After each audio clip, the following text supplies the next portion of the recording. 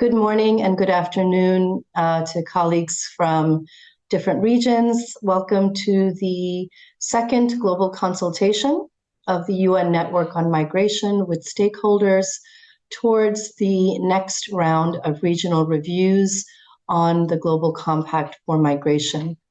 Yesterday, we held the first consultation that focused on the regions of Africa, Europe, Latin America, and the Caribbean. And today's consultation will focus on the regions for the Asia-Pacific and the Middle East and North Africa. We welcome all of you colleagues here. And my name is Monami Molik. I am the Civil Society and Stakeholder Liaison for the UN Network on Migration Secretariat based in Geneva.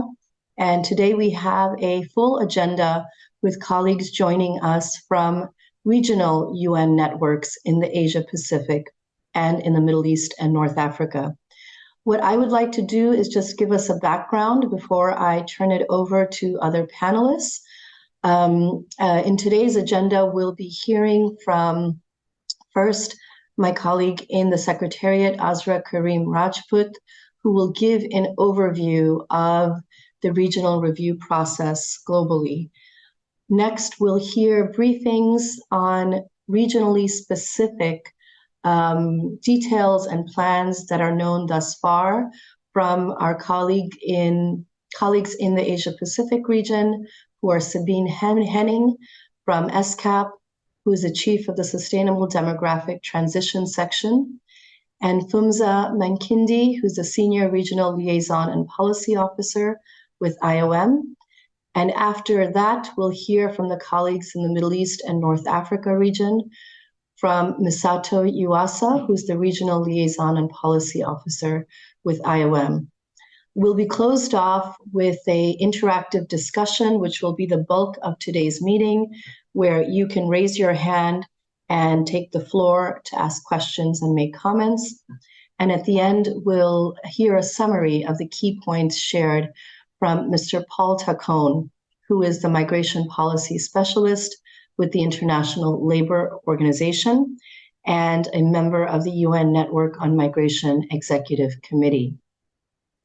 Now, before we open the agenda, we'd like to share in the chat here. You can see in the chat function, my colleague will post a copy of the roadmap for stakeholders' engagement in the regional review. This roadmap was shared a few weeks ago, and now we have translations of the roadmap that will be available. The roadmap basically outlines, in a global sense, the general entry points for civil society and stakeholders into this second round of the regional reviews.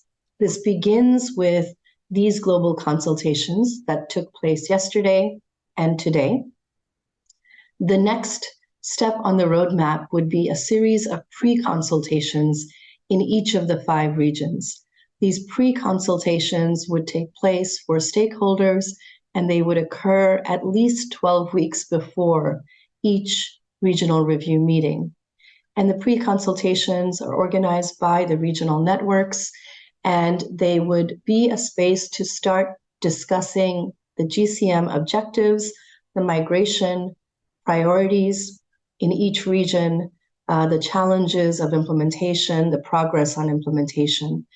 And the purpose that the pre-consultations will be held quite in advance of the regional review is so that your discussions as stakeholders, as civil society, your analysis can help feed into the discussion of the regional review itself. In addition to these pre-consultations, you'll hear from colleagues in different regions. There will likely be other types of consultations, including for stakeholders, thematically or in other ways.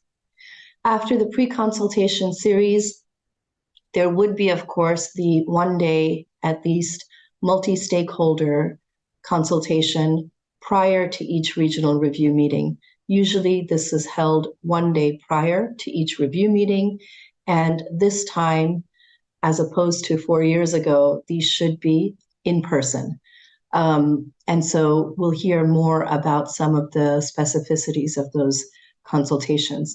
And then, of course, there is the regional review meeting itself. In addition, the last piece to mention is that there will be set up on the Migration Network Hub 5 discussion spaces for stakeholders, one for every region. The discussion spaces will be a place where your organizations may post your recommendations, reports, any data or analysis on the progress of implementation of GCM objectives and migration policies in general in your region. And this would be a place for exchange. These discussion spaces will open in January and continue on through the next year. So with that, I'll pause and I'll turn it over to my colleague Azra to give us a general overview of the regional reviews. Please go ahead, Azra. Thank you so much, Monami. All right, so the UN Network on Migration developed an overall framework for the organization of the second round of regional reviews. We've done so, of course, that's been developed, of course, by all the executive committee agencies and in close collaboration with the UN regional commissions. We've shared that overall framework with the member states earlier this year. And that framework really has as a starting point the mandate that has been given to us, the guidance that has been given to us by member states, both in the Global Compact document itself, but also in the IMRF modalities resolution and the IMRF outcome document. So the overall framework that we have prepared is very widely consulted and grounded in the mandates that we have from the General Assembly. So the regional reviews, they will take place, of course, in between every International Migration Review Forum. They will be feeding into the International Migration Review Forums, and the network will be supporting all the regional entities, organizations, platforms that wish to review the progress on the implementation of the Global Compact at the regional level. The other mandate that we've been given is that the coordinator of the UN network will be briefing the General Assembly on the outcomes of the regional review during the second half of 2024, and that will be most likely end of November, early December, depending on the agenda of the General Assembly, which is, of course, still to be set. But towards the second half of 2024, the coordinator of the UN network will be briefing on the outcomes of the regional reviews. So I know my colleagues who are at the regional levels will be briefing you a little bit more on the specifics and the specific preparations that have taken place already at the regional level. But overall, the network agencies are really encouraging member states and stakeholders to actively engage in the preparatory process of the regional reviews as well. So we are calling on member states, on stakeholders to host GCM talks at the regional level. We are also calling, especially on champion countries, but member states to have those conversations at the regional level with stakeholders and on those issues that they really want to accelerate implementation on within the regions or across the regions. For example, just yesterday, we had the champion countries of Africa meet with youth stakeholders here in Botswana to discuss the issues of youth inclusion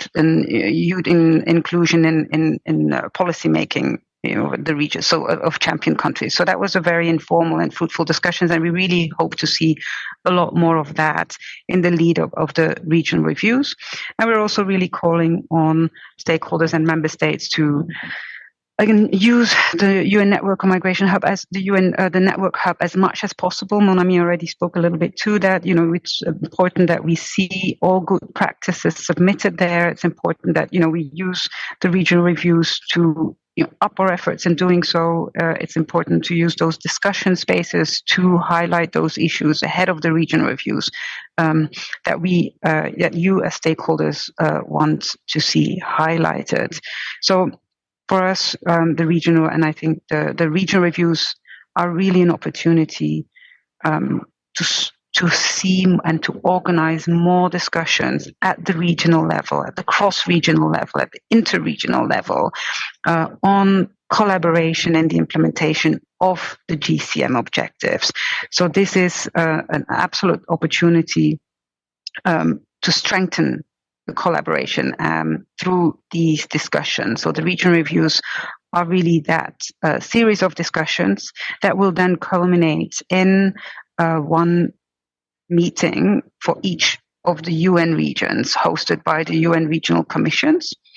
And then the network will, of course, ensure that those feed into the next, those outcome reports feed into the next IMRF. So they will be submitted there. And then those recommendations and the summary of those series of discussions at the regional level will inform the next IMRF in 2026. So this is from the global perspective, the guidance that we have given. And then, of course, this is subject to regional specificities and engagement. And that's what my colleagues at the regional level will brief you on now. Thank you so much, mon ami.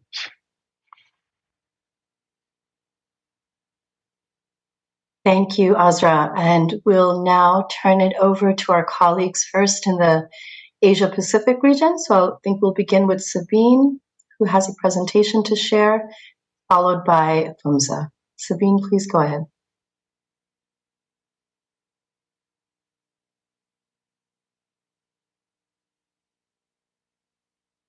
Sabine, I believe your mic is muted. Yeah, go ahead. It is, I need to find the PowerPoint. If you give me a second, please. Thank you. If you have received it, mon ami, please feel free to share it, but I'll try. Okay.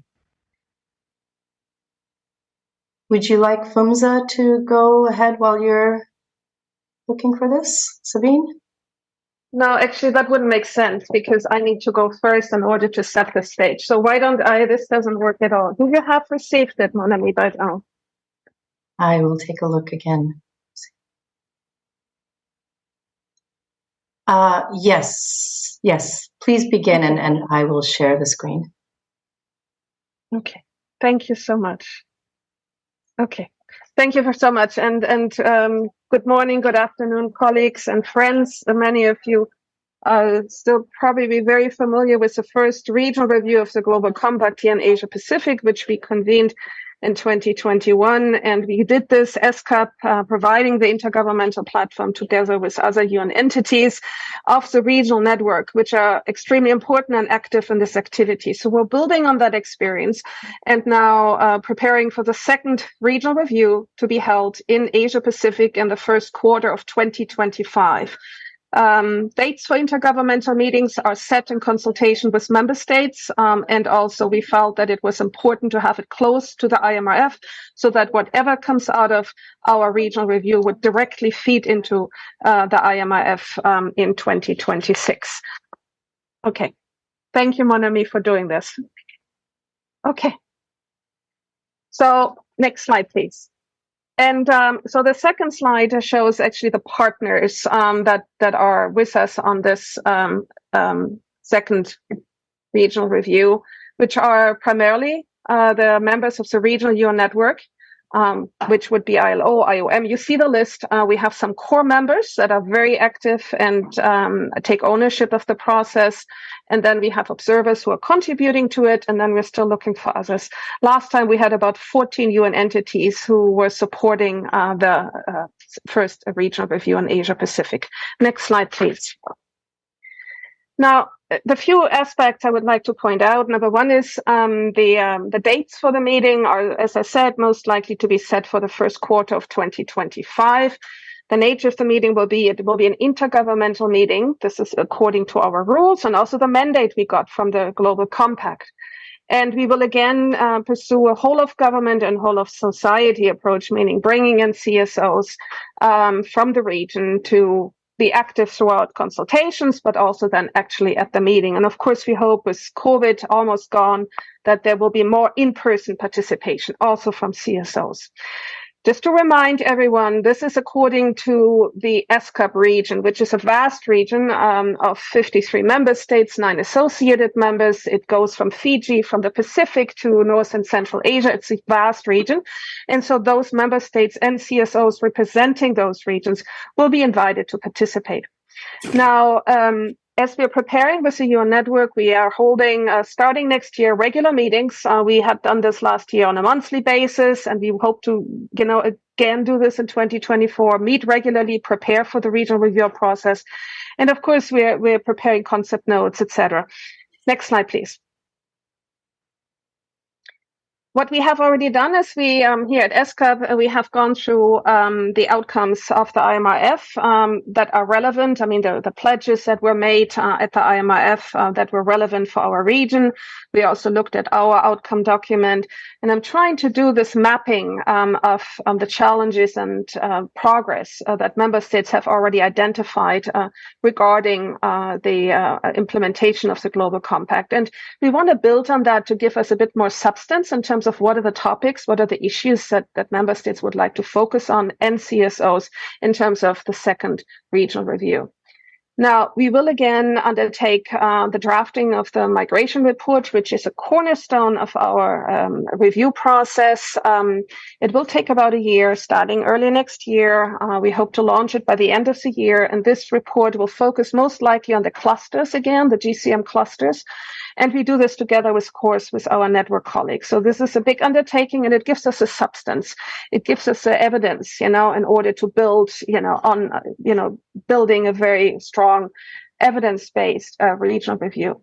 Now, stakeholder engagement is very important and has been in the past, and we try to get them more involved in different forums. FUMSA will report on that on our plans, but we really want to play based on the first regional review. We had, for example, an information paper which hadn't been done before, something in writing feeding into the intergovernmental meeting.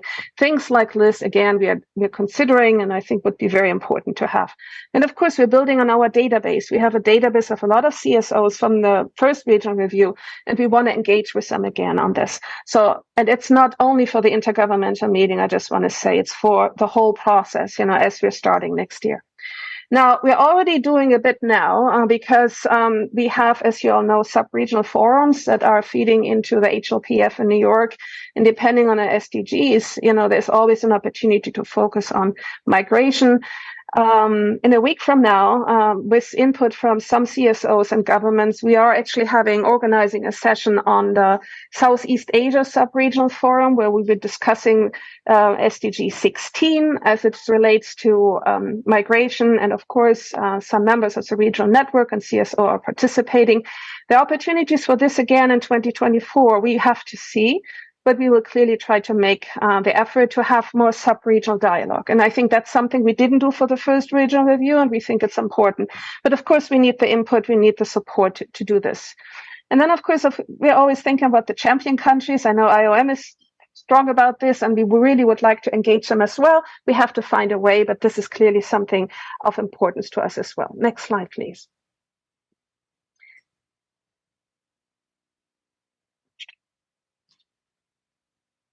Okay. Thank you. Now, we already heard of the GCM talks, and we would be happy to participate as applicable and provide input, but also listen from the participants and see how this can inform our preparation. So a very important element. The meeting itself, as I said, will be organized as an intergovernmental meeting. Normally, it's a 3-day meeting with panel discussions on the second day.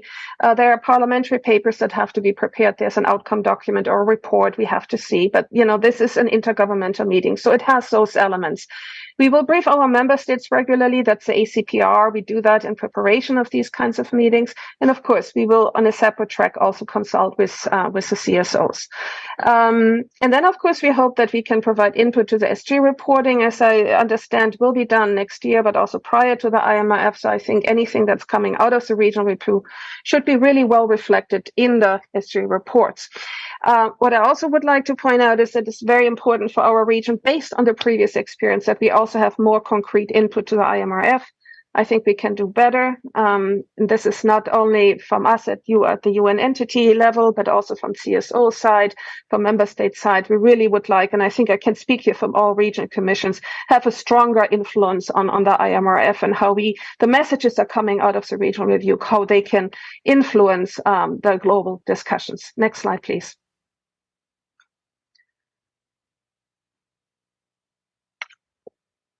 I want to leave you with a few images of the first Asia-Pacific regional review.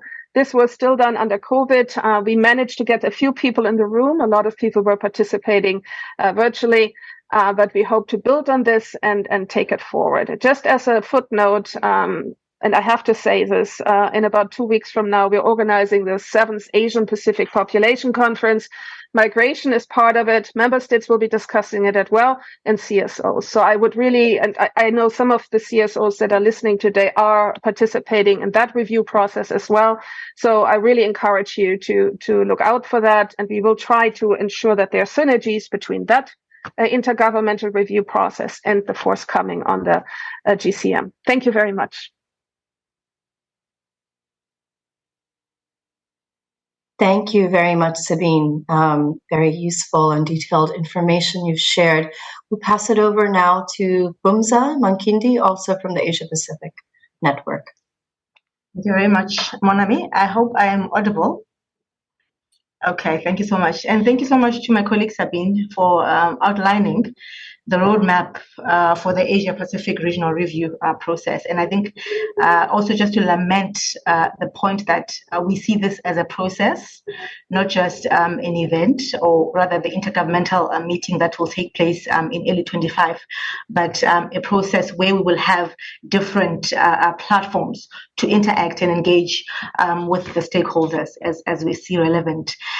Maybe also just to indicate that in line with the GCM modalities resolution, our stakeholder engagement in the region is in line with those principles, where we want to ensure that the process abide with the principles of equality and really opening up to the relevant stakeholders, whether they're individuals or single organizations, to be nominated to participate in the regional review process and the different discussions that will be undertaken.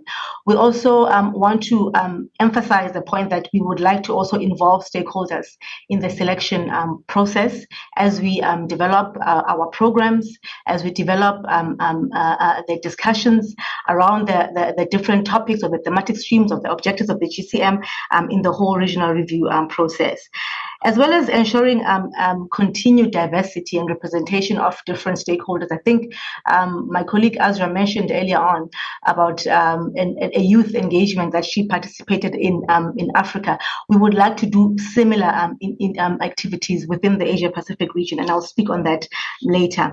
And maybe last but not least, in terms of the principles of stakeholder consultations, we want to ensure that stakeholders are encouraged to participate as well in the preparatory and follow-up processes to the intergovernmental meeting that my colleague Sabine spoke to. I think the stakeholders who are present at this meeting this afternoon are aware that there were different kinds of platforms that were set up in the previous review process in 2021. We want to learn from that and build upon that momentum, and of course learn from the different challenges that we face and try to do better this time. But I think it goes without saying that the colleagues of the network did a very good job in ensuring that indeed stakeholders are engaged. But as and when it is necessary, we'll try to build upon that momentum. In terms of ensuring that we have a more coordinated approach in engaging our stakeholders in the region, we have discussed as a UN network in the region the establishment of a steering committee, which will specifically look at the consultation with our stakeholders. This steering committee will be composed of ESCAP, as my colleague Sabine mentioned earlier, ILO, OHCHR, UN Women, as well as IOM, of course. This is, of course, opened up to other UN entities who would be interested to join, but so far we have these UN agencies who are part of this coordination mechanism that we've set up.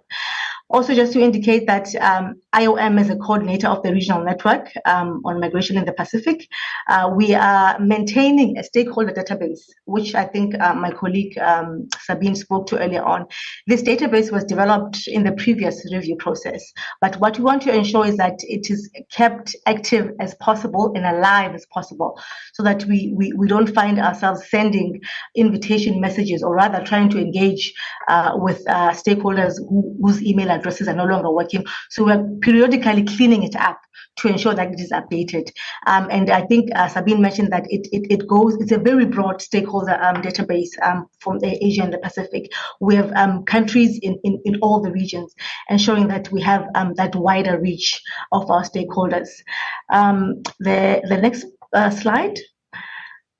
Sabine already spoke to the roadmap of the regional review process, but I just want to pick on a few points here, in that we want to begin a series of discussions with our stakeholders as soon as possible, even though the regional review meeting, as it were, is planned for early 2025, but as early as possible, we would like to start having platforms to engage with our stakeholders to ensure that the process indeed is initiated.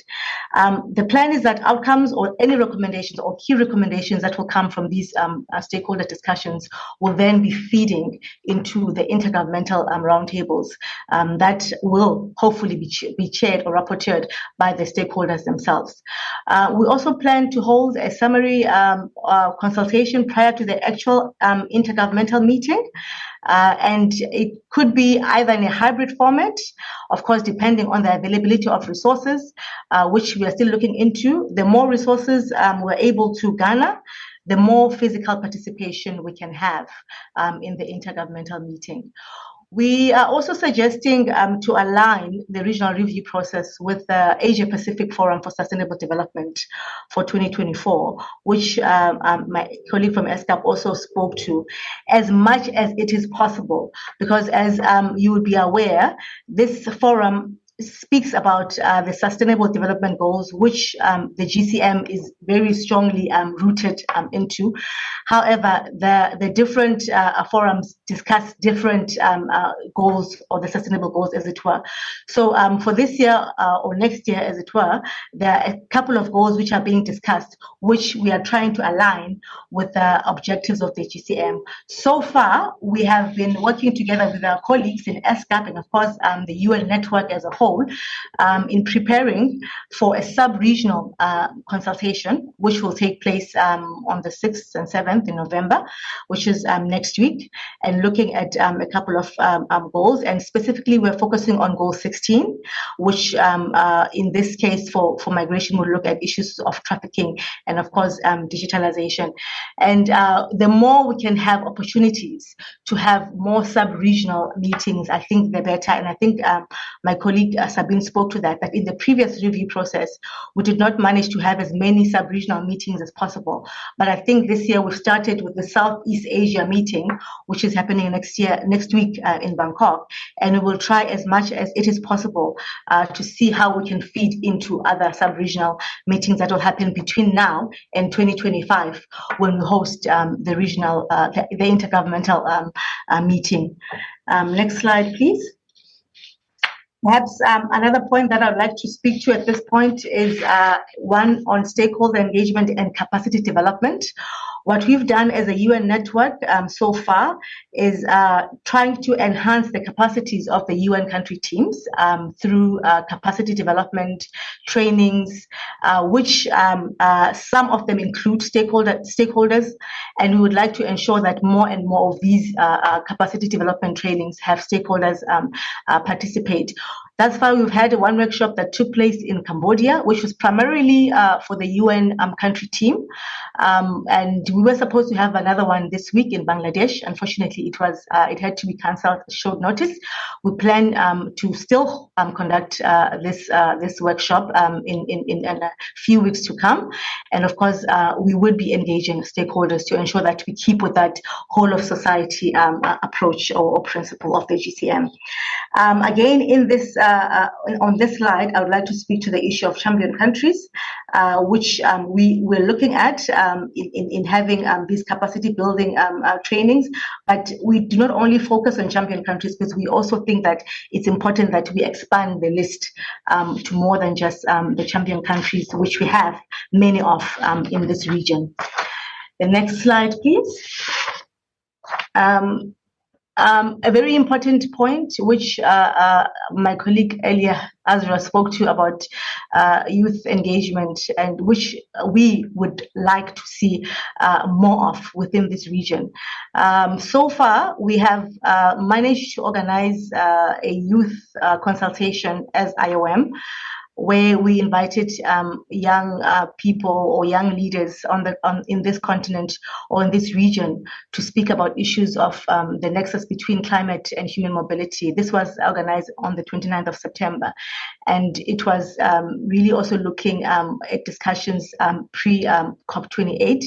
But more importantly, as the UN network, we are seeing how we can also organize a similar event on the sidelines of the population conference, which Sabine spoke to. ESCAP and the UNFPA, of course, leading this process. The population conference is taking place on the 13th and 14th of November. And as much as possible, we would like to see stakeholders participate to feed into the discussions of the population conference. As Sabine, I think, already mentioned, that there is a database that ESCAP has, which is beyond what we have developed for the regional review process.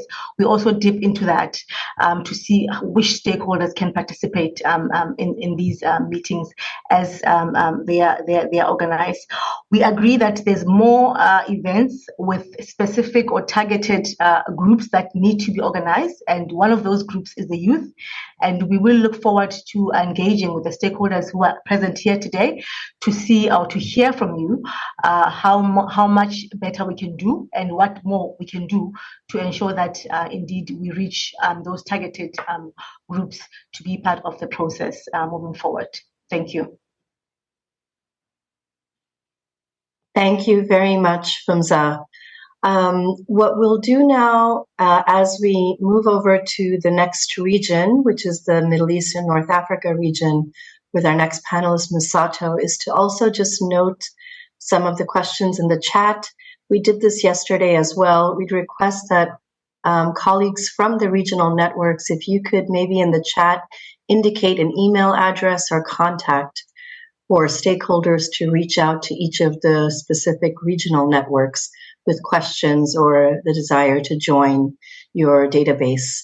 And after Misato speaks, we'll be moving to the question and answer open discussion section. So I'm just indicating to participants to begin to, you'll be raising your hands afterwards to take the floor. But I would pass it over to Ms. Sato, but I see Sabine. Did you want to come in quickly again? Yes, thank you very much. And I just want to respond to what Fumza said. Thank you very much, Fumza, for providing a very comprehensive overview. Just one issue of clarification regarding the CSO and Youth Forum, which we're organizing in about 10 days from today. The application process has closed. We had an open call for CSO to participate. Some of the CSO I see today are participating. We look forward to that. But there's no more way for anyone to participate. We had a very extensive year-long process to go through that. However, the meeting is on webcast, so I really encourage everyone to look on our website and watch it online. Thank you so much. Thank you, Sabine. Please go ahead, Ms. Hato. Thank you very much, Monami, for giving me the floor. Good morning, good afternoon, colleagues.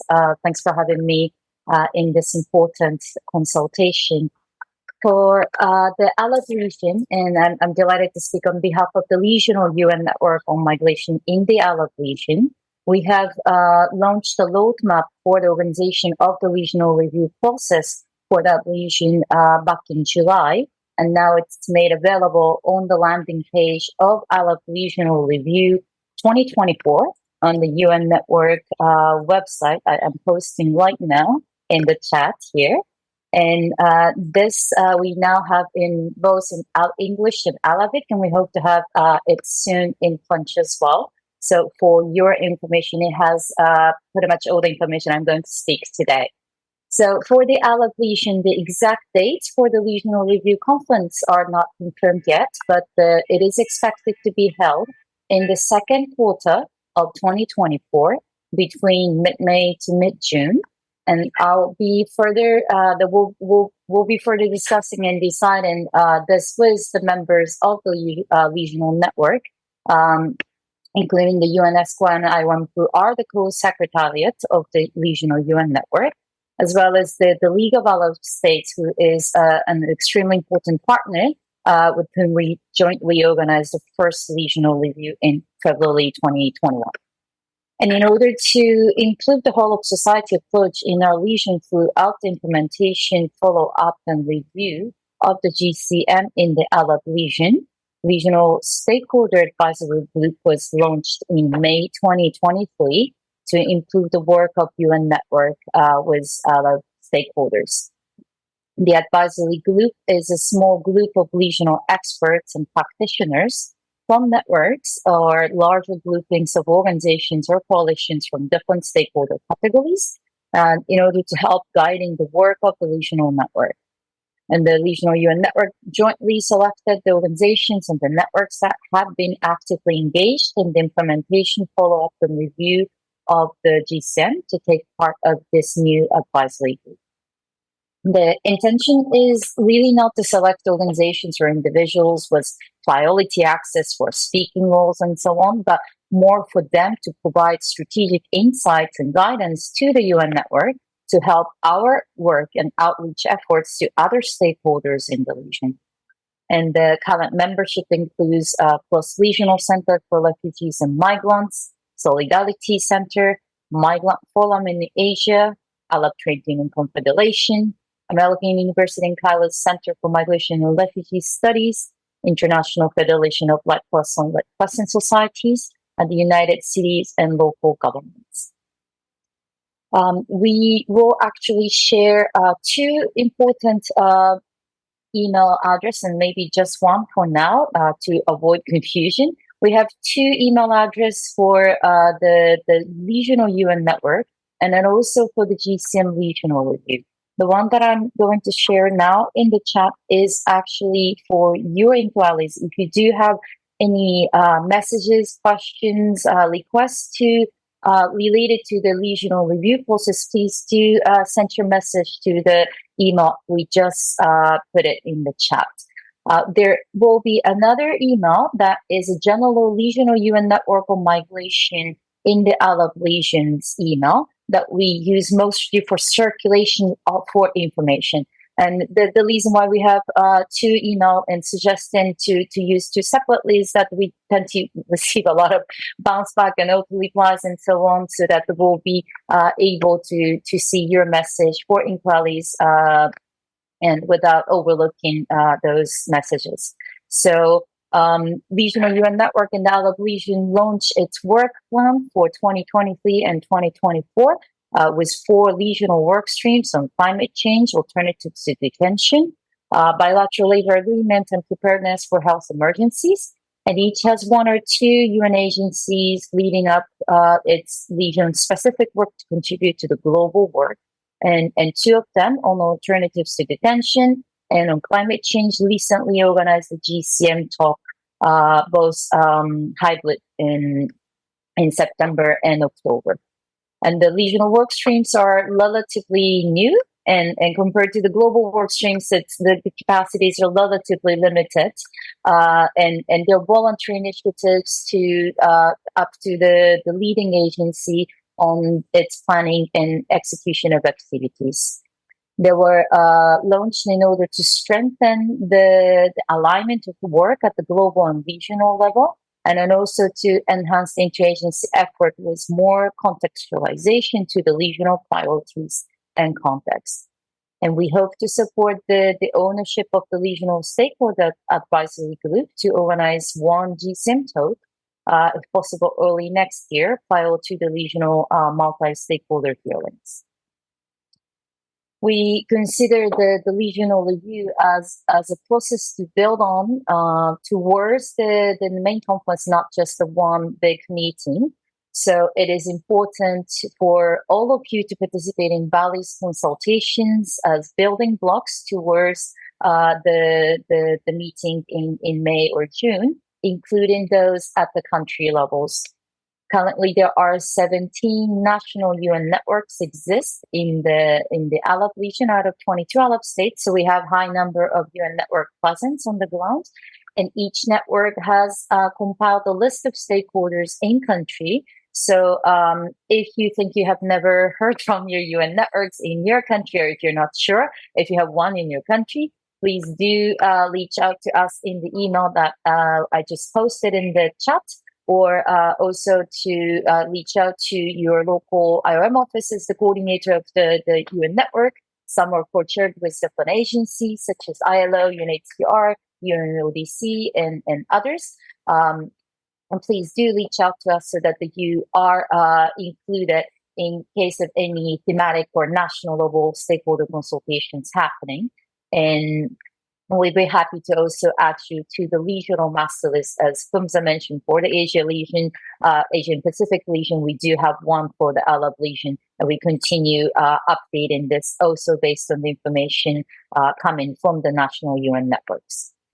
And I'm almost done. Apologies for taking some time. In order to capture the voices of stakeholders as broadly as possible, following the similar effort done in late 2020, an online survey was launched this week for the Alab stakeholders' input again.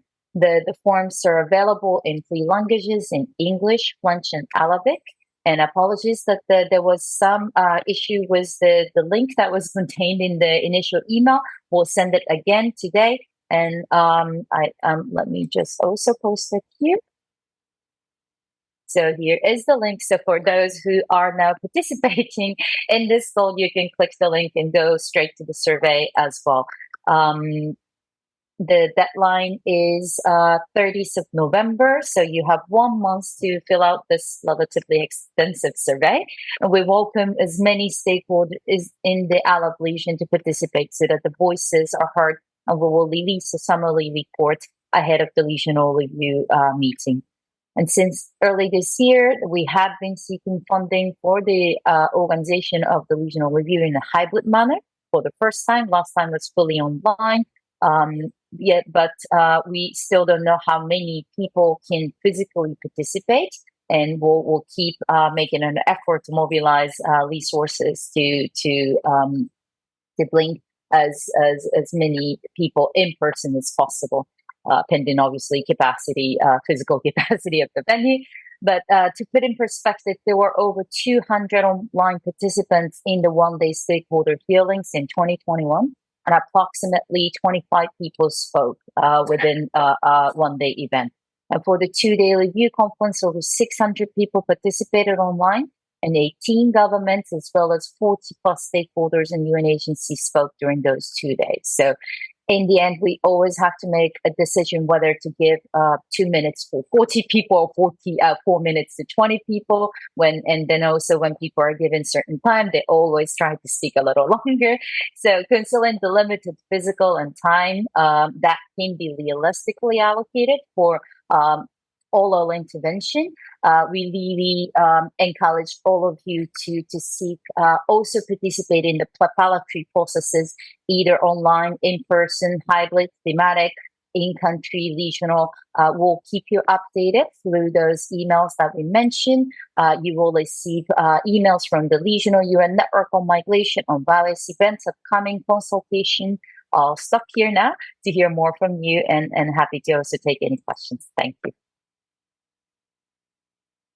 Thank you very much, Ms. Sato, and for sharing the contact information, the links. We will also reshare all of these contacts as well as a survey link in the follow-up to this meeting. I now would love to open the floor to participants, and I ask that you keep your intervention short at about 1 minute or so each, because we already have a long list of requests to speak. And I'm going to start with the list we received ahead of time because I see some of the colleagues are here, and we'll go to the hands raised as well.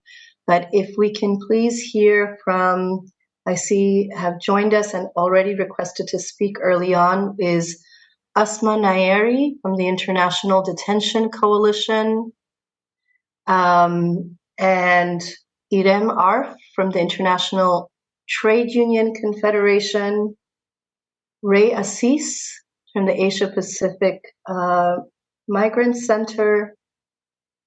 So we'll start with those three who are free request to speak.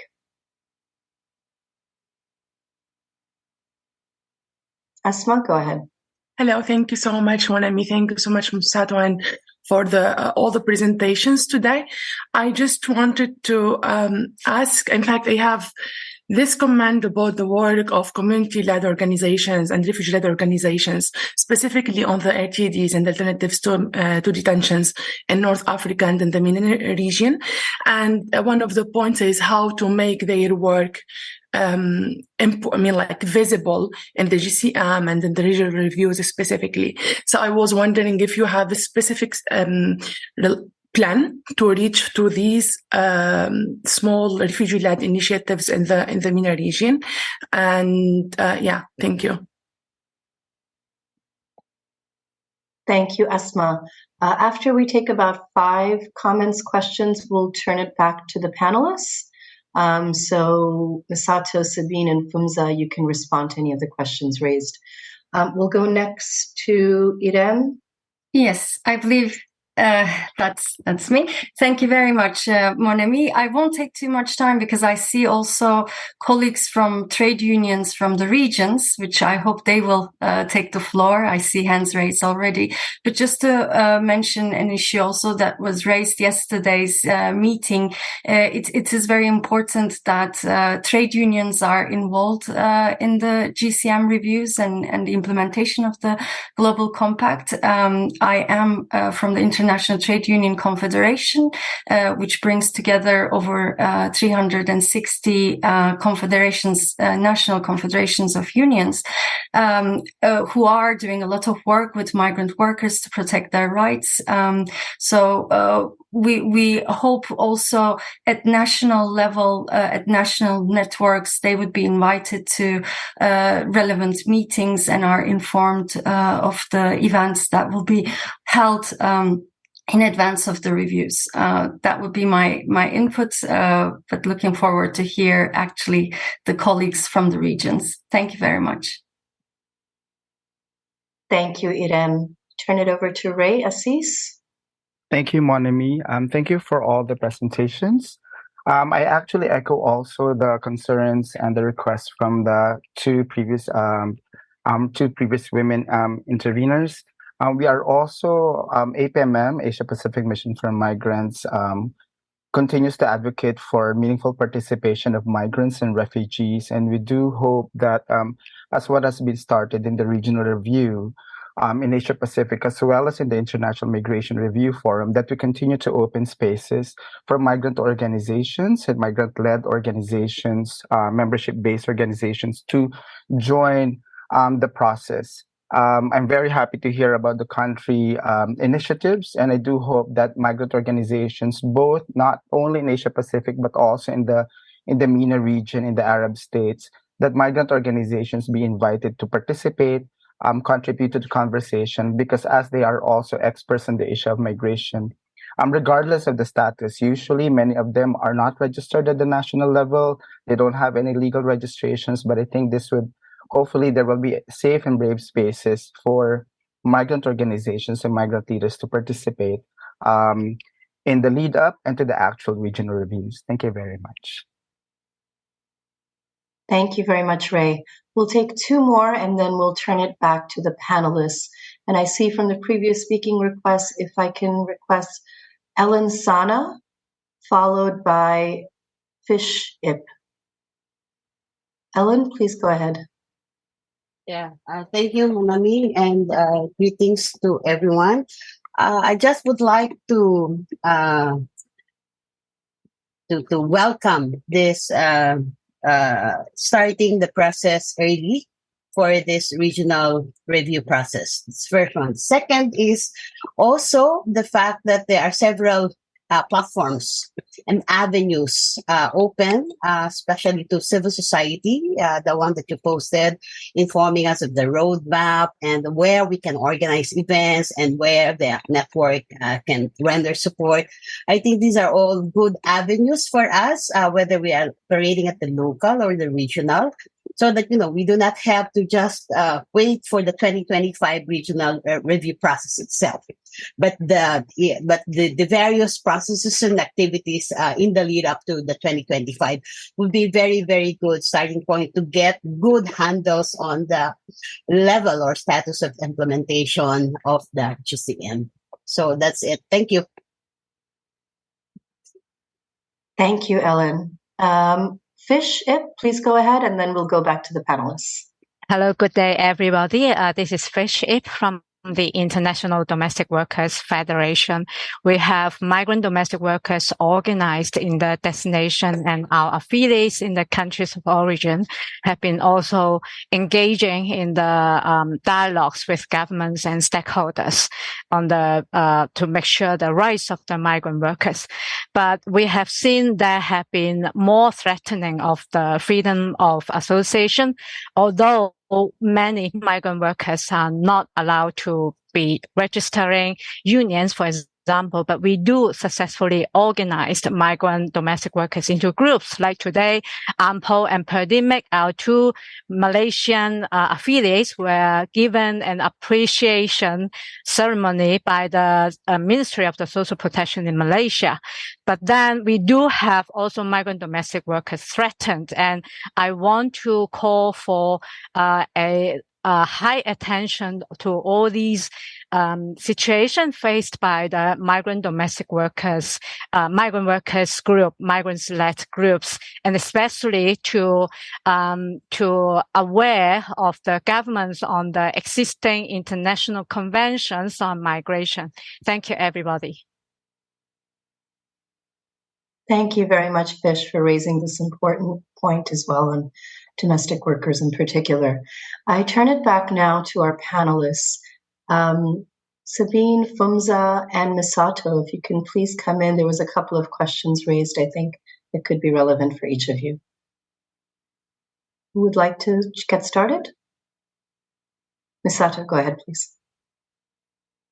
Thank you very much, and thank you, colleagues, for those questions. I think the first two are particularly were coming addressed to us in the Alab region, and indeed, I really appreciate your intervention, and this is exactly why we have launched the Stakeholder Advisory Group. We felt stakeholders themselves know better about who should be included, what kind of initiatives are happening, either large or small. We need your help in order to know what is happening and who need to be also involved in the different meetings and so on. So please do inform us about different initiatives happening, different entities who's leading various efforts. And as you rightly said, Ilham, I think that the trade unions are already involved. We do have the colleagues also part of the advisory group, but exactly because of the reason he will be helping us to point to different country level trade unions initiatives, interventions, and so on.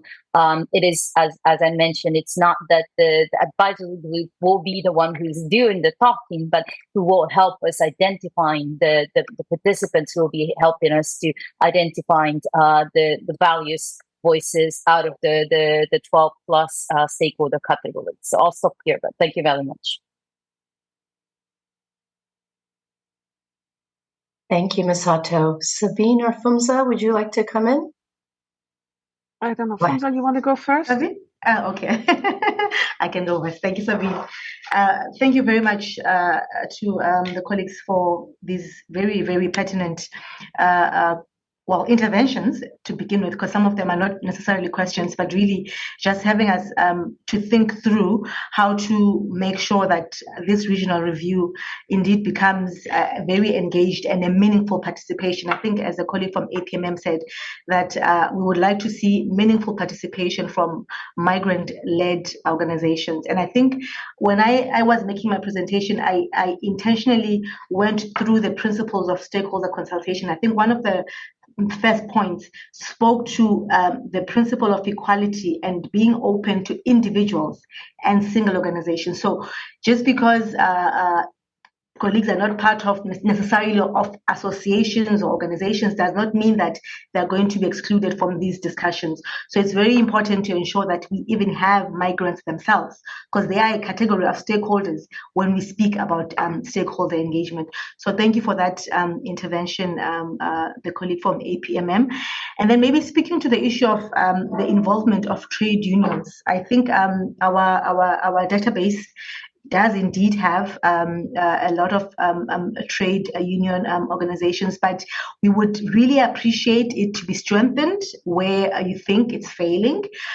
In this regard, my colleague, I think, has shared our email address on the chat box, where we welcome more contact details that can be shared with us to strengthen, or rather, enhance our database that we have in the Asia and the Pacific. But we have, in my understanding, a very good contact that we receive from our colleagues from ILO to ensure that we have that tripartite, balance of trade unions within the whole process that we are undertaking. And maybe last but not least, I'd like to speak on the point around the domestic workers' rights, which are being infringed in one way or the other. And I think these are the platforms that we need to have to ensure that these issues are raised, and also to speak about at national level, where we hold states accountable for international treaties or conventions in which that they've signed on to. This is why it's important for stakeholders to also be involved at national level, not just at regional level when it comes to the regional process. Be involved at national level for the national consultations to ensure that these issues are being addressed. I know that there are several countries within the region have established coordination structures which bring together not only state actors but also non-state actors to discuss issues of migration, which will be the platforms that would allow stakeholders to then bring about these issues and, of course, hold states accountable when such infringements are seen to be taking place. I think I'll leave it there and let my colleague Sabine come in. Over to you, Sabine. Thank you very much. No, I agree. It's very important to follow this whole of society approach and to open ourselves up to varied voices and lived experiences, people who are actually migrants and are affected and can speak to these issues. And as we said, it will be a process again. It's not only a meeting, and so there will be various opportunities for CSOs or migrants to engage. I just need to say, regarding the intergovernmental meeting, there are clearly certain rules we have to follow in terms of CSO participation. As we have done in previous years and also currently doing with the population conference, we will try to open it up as much as we can to different CSO organizations to participate in various forms. But throughout the process, we will clearly work with you to make sure that your voices are heard and also documented. And I think we made the effort to writing it up last time, and we will make that effort again. Now, I saw a question about the 2025. Yes, our intergovernmental meetings happen in regular intervals. And we had our intergovernmental meeting, the regional review in 2021. So with that in mind, we have scheduled it. And this is, of course, in consultation with member states in 2025 to also directly feed into the IMRF. We cannot just schedule meetings because we have to consult with our member states on that. Thank you so much. Thank you very much, colleagues. We will now take a second round of questions and comments, and that may be the last, but we'll see how many we can get to. So I'd like to call on Reverend Jack Amick from the United Methodist Church, followed by Rima Kalush of migrantrights.org, followed by Mohammed Al-Arada from Kuwait. Please go ahead, Jack, first. Hello, thank you, Monami. I'm Reverend Jack Amick from the UMCOR, the United Methodist Committee on Relief, which is part of the United Methodist Church. And we have, since 1940, been working with displaced persons and provide a whole range of humanitarian assistance for a variety of folks who are suffering around the world and for different reasons. One of the things that we are very concerned about is migrants and how we can best support them and how we can care for them with dignity. And so this is why we show up at these meetings and participate in various ways in this issue. To that end, we have provided a small contribution to the UN Network on Migration through the Multi-Party Trust Fund, which should allow greater participation for migrants and migrant groups and other stakeholders to attend the in-person meetings. And so we really believe that the table should be wider, and so we have contributed in that vein. And we would also encourage any other organizations that are like-minded to also contribute to that fund so that more people can come to the table and more voices of migrants can be heard. Thank you for the time. Thank you very much, Reverend Jack, and thank you for your continued support in terms of the Migration Multi-Partner Trust Fund, Travel Window, and supporting Stakeholder, and particularly migrant and grassroots participation in the IMRF last year and in the regional reviews. I now pass it over to request Rima Kalush, followed by Mohammed Al-Arada. Please, Rima, go ahead. Thanks, Monami, and thank you to all the speakers today. So my name is Rima. I'm from MigrantRights.org, which is a research and advocacy organization that's based in the GCC corridors, the Gulf Migration corridors. And I would like to take a moment to acknowledge the ethnic cleansing in Palestine, with over 8,300 dead at the beginning of this call and likely much more by the time I finish speaking. I think that the human toll, which includes a large number of children, is important to recognize for its own sake, of course. But there is a direct relevance to the thematic question that we have for the call today. So when we think about challenges for implementation, we need to realize that there is a massive disillusionment in the liberal human rights regime and its international institutions. I think this is particularly the case in our region as people, they see the hypocrisy with which states that vehemently condemned World Cup hosts are now supporting the perpetrators of genocide. But I believe it extends far beyond our region as well, as these crimes against humanity are being live streamed by brave Palestinians for the entire world. And the challenge is not only, engaging society in our current projects and advocacy, but it's that whole societies, including youth, including current and future employers and members of government, are disengaging from the very concept of human rights. And it's also affecting people who have very much worked within the human rights system, like myself, when I see the gross violation of international law, not only with impunity, but with the explicit and implicit support of governments voting against ceasefire. It really makes me wonder what hope a non-binding agreement can have. And, given that the UN Migration Network has today been discussing greater engagement with stakeholders in the region, I would be curious to know what kind of conversations are being had in regards to the direct and the indirect consequences of the Palestinian genocide. Thank you. Thank you, Rima. I might now turn it over to Mr. Mohammed Al-Arada. After Mr. Mohammed, I do ask to be ready Dr. Hussein Boussaid, followed by Maya Lindstrom-Newman from GetW. Mr. Al-Arada, please go ahead. شكرا محمد العرادة. Thank you. Muhammad Al-Arada, the consultant of the Kuwait Labor Office and in charge of the Migration Department.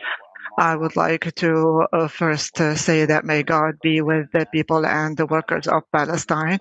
And I would like to say that the labor market is very challenging. It's constantly changing. And this is why we need all collaborate together in order to achieve the target, which is a safe migration by intensifying practical steps, discussions, and meetings. To achieve this objective, we need to work on looking at or overviewing the system in place in some countries and to adopt stronger measures against human trafficking and violation of labor rights, as well as working on adopting the migration employment laws and some of the regional laws and strengthen the dialogue and discussion between the different production partners. And also, if we want to amend the labor market, this will be the entry point to achieving a safe and regular migration and to provide social and health protection to labor to migrant laborers, and also to provide education and encourage migrants to be part of labor unions and trade unions to protect their lives, and also to have amongst the priorities of labor unions the issue of safe migration. And the most important issue is to build and develop skills and capacities of laborers. And this is an essential part for the next phase. Thank you.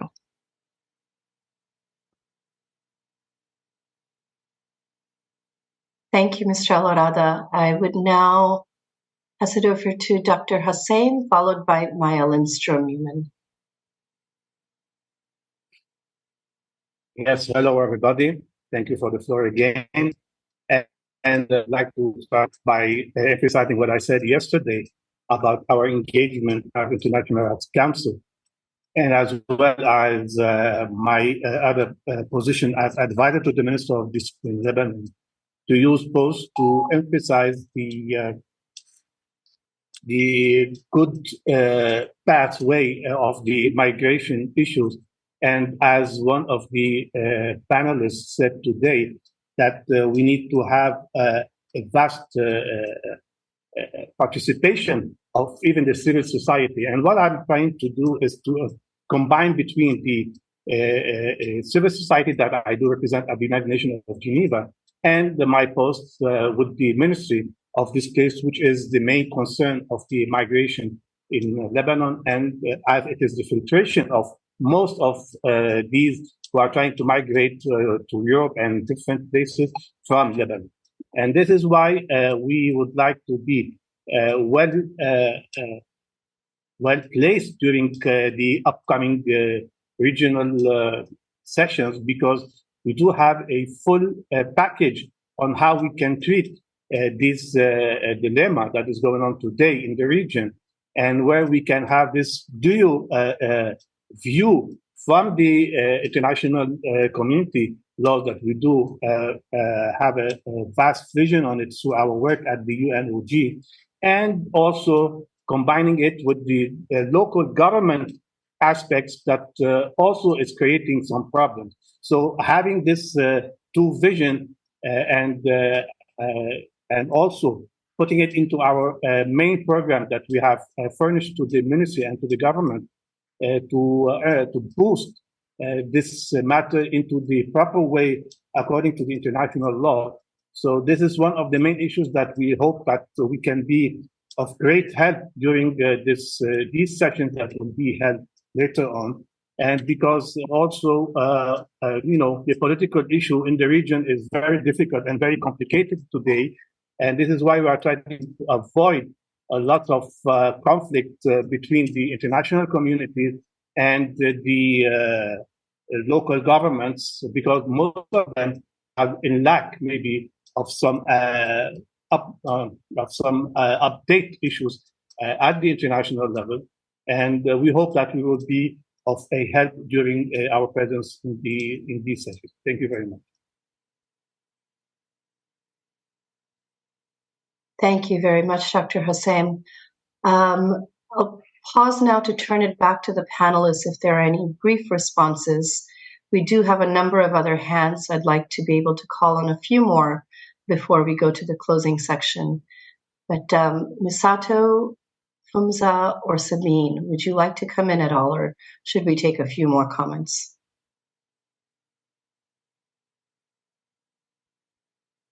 I think we can take a few more comments. Thank you. Sure.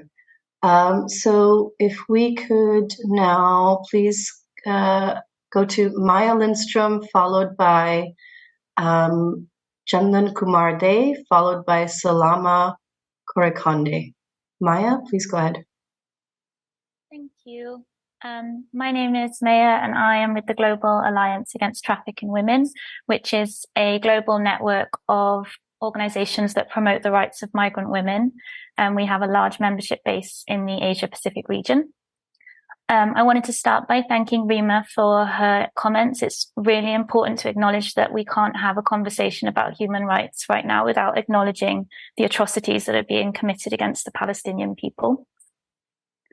But now I will just turn to quite a short practical recommendation that we have for ensuring the meaningful participation of migrant women in particular in this process. So we would really like to see that it's ensured that sufficient notice and information about when and where meetings and consultations is provided well in advance. And that's because in our experience, we found that if agendas are not shared early on, then it can be hard for communications to be passed across the larger civil society organizations to more informal groups of migrant women. And it's hard for those civil society organizations to identify who the relevant groups of migrant women are to reach out to. And then also providing sufficient notice also is important for women, particularly from the global south, who may need to apply for visas, who may need to arrange childcare, who may need to be raising the funds to do this. So for all these reasons, I would just really like to emphasize that giving as much notice as possible, and I'm talking months ahead of meetings and consultations, is really important if we want to be serious about involving migrant women themselves in this process. Thank you.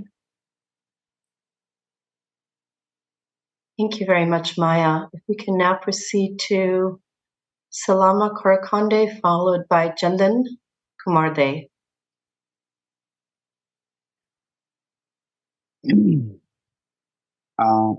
Thank you very much for inviting me to speak. I am from Bangladesh. My name is Chandan Kumar De, President of Bangladesh Independent Garment Workers Union Federation. Short name is BIGO. I am also the convener of the trade union platform of migrant workers. I would like to highlight 5 key points to promote and protect migrant workers' rights. Number 1, representation of collective migrants, voice to promote decent work through trade unions' involvement in the GCM implementation on follow-up and review process. Number 2, access to justice, freedom of association, and freedom of movement of migrant workers in the country of destination. Number 3, building network of migrant workers with the global trade union. Number 4, fair and ethical recruitment, including job security. And number 5, social security, occupational health and safety. Thank you very much. Thank you, Chandan. Ms. Salama Korekonde, are you ready?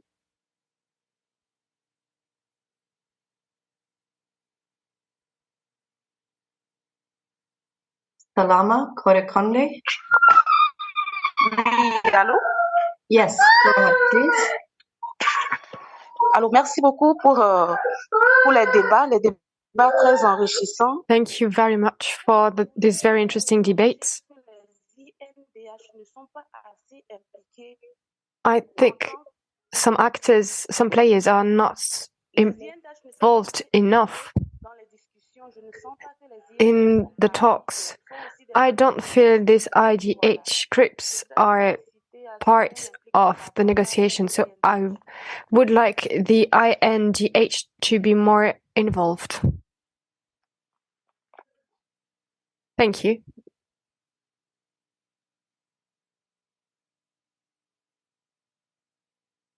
Thank you. If we can now perhaps move to a few other hands.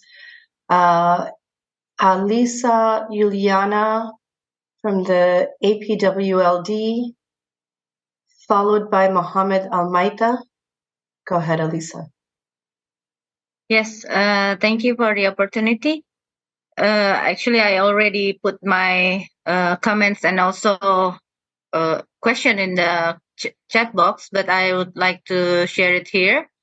That I would like to reiterate the call to ensure the full, the meaningful participation of migrants communities as well as migrants rights organization, but also emphasizing on the women migrants participation. And in addition to that, I actually would like to ask about the strategy on reaching out to those groups, the migrants rights group, the migrants groups, and the strategy on making sure that the information are reaching to them, the full information disclosure to these groups.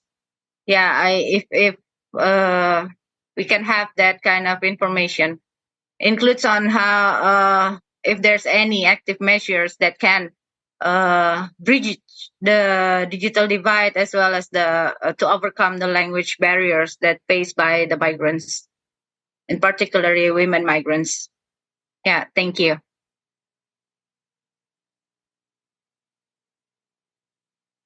Thank you very much, Alisa, for those important points. We'll hope to hear from colleagues about communication access.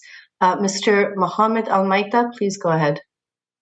Thank you, Monami. This is Mohammed Almaita from Arab Trade Union Confederation. Actually, there are some notes that we think should be considered. First of all, trade unions and workers' organizations are included not only in the review meetings at the national and regional levels, include as panelists, but also designing their MiddleEast and content. The second thing, all background materials are distributed in timely manner and in language most spoken in the relevant regions. Organizer of regional reviews allocate fund for trade union participation in the reviews. And regional reviews are action oriented and based on evidence with concrete commitments from governments for regional cooperation, implement the GCM and outcomes of the multi-stakeholders meeting are included in the regional review reports. Actually, the regional and global workers organizations are trying to inform affiliates of meeting at the regional level, but we are not necessarily informed of events at the national level. And to national actors dealing with migration, trade unions are not always the stakeholders they think about.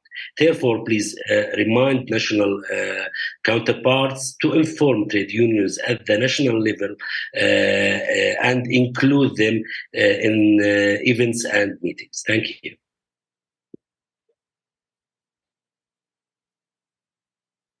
Thank you very much, Mr. Maita. I think we have time for maybe one or two comments before we turn it over to the panelists and then to our closing speaker. So if I could ask Jillian Roque to come in here, followed by Syed Saiful Haq. Please go ahead, Jillian. Yes, can you hear me? Yes. Can you hear me? All right. Okay. So I'm Jillian Roque with ESLink, an affiliate of Public Services International. Trade unions are doing a lot of work in the area of organizing advocating for migrants' rights and other areas linked to the objectives.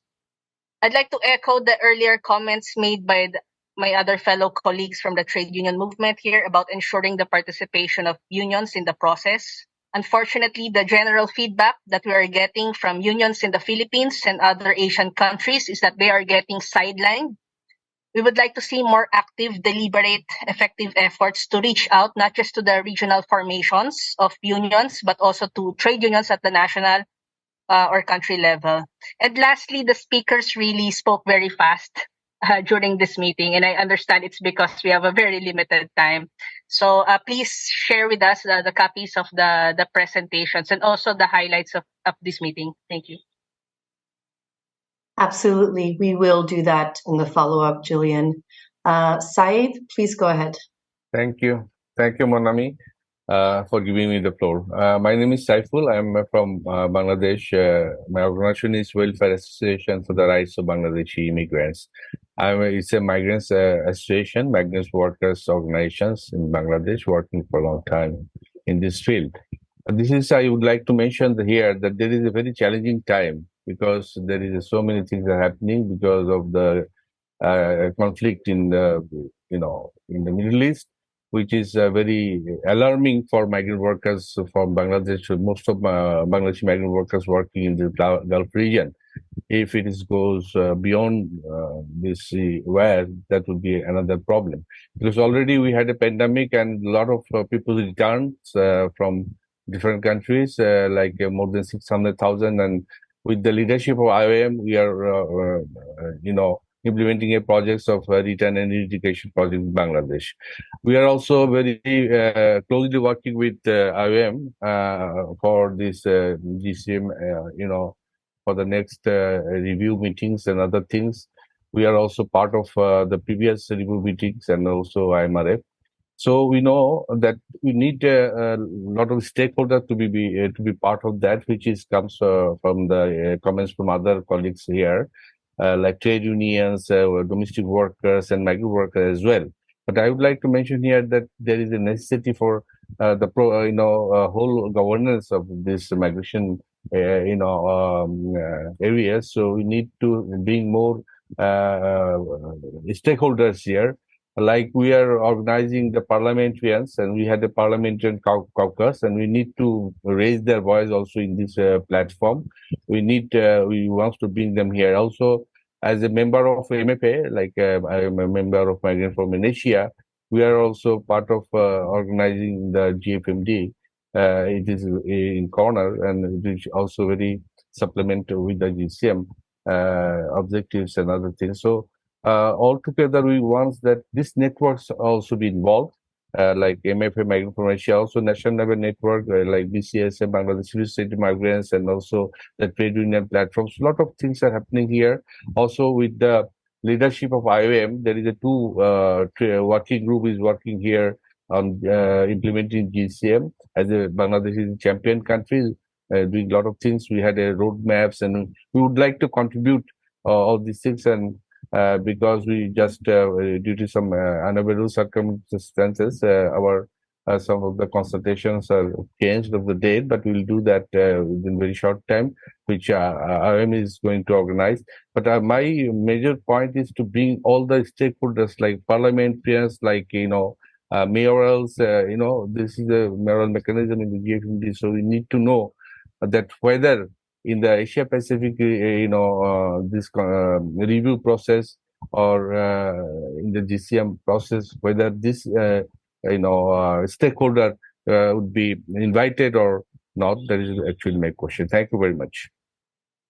Thank you, Saiful. And we actually had planned today a meeting of stakeholders in Bangladesh with a national workshop on GCM implementation. They were going to join us in a group live on the call. However, the meeting, I think, was postponed due to some of the situation there in the country. But we will now have to pause, unfortunately, and conclude given the time. I turn it back now to the panelists to see if they have any last comments or responses or thoughts before I ask Mr. Paul Tacone to give us the closing with a summary of some of today's discussion. Ms. Sato, would you like to come in? Go ahead, please. Thank you very much. Hope you can hear me. Yep. Apologies for speaking too fast earlier. We had a lot of updates, but just on the point of our effort for inclusion, please do again share contacts with us of yours, but also of your contacts. We will be happy to feed the names back to the country level stakeholder list as well. We don't know who we don't know, and we need the contacts of your contacts beyond those with whom that we work directly. So point taken also for not everybody can travel far to last minute. In the past, we also offered local IOM office for participation if it provides better internet connection, for example. So we appreciate any support from your side, also not just financially, but those spreading the word help us connect to people that we haven't connected yet. And very much looking forward to working with all of you. Thank you. Thank you, Ms. Sato. Sabine, would you like to come in? Thank you very much. And a big thank you to the CSOs that are joining us today. And of course, also to you as the organizer. As I said, we're very open and we would like to, as was just mentioned, to receive as much feedback as possible. If you want to engage, please let us know. And this is also, especially, I think, with a view to the regional office of the network. Please share your contact information so we can update that in our database. And I also call on the UN entities that are part of the network to really work with, each other and us to make these very successful and meaningful consultations. And also, travel is wonderful. We need to have the funds. Please be creative, all of us, and find ways that we can travel some people to intergovernmental meetings. That would be wonderful and would enrich the discussions. Thank you very much. Thank you, Sabine. Fumza, would you like to come in before we... Thanks. Very quickly, I think Sabine has covered most of the points in terms of ensuring that there's sufficient notice for when meetings are going to be held. I wanted to touch upon two other important points that were made by some of the colleagues. The issue of the digital divide and the language barriers. I think it's something that we need to really look into as we organize our meetings to ensure that we can, as much as possible, reach the wider demographic of people to participate. And maybe last but not least, the point about the involvement of trade unions at regional level. We will speak to our colleagues at national level, who are the ones who support the coordination of these consultations at national level to ensure that there is indeed participation of trade unions at that level also, not only when it comes to the regional level. And then there was a point that was made about the involvement of mayoral mechanisms. And I think this is something that we really need to look into, because this is where actually migrants live in the cities. And lastly, the parliamentarians. These are the legislators. If they don't move things, nothing will happen. So it's very important that we involve them in the discussions moving forward. Thank you very much. Thank you very much, also for responding to some of those key points. Turn it over now to Mr. Paul Tacone from the International Labour Organization to walk us through a summary of this dynamic discussion. Go ahead, Paul. Thank you, Monami, and thank you to everyone who spoke. It's a particular pleasure for me.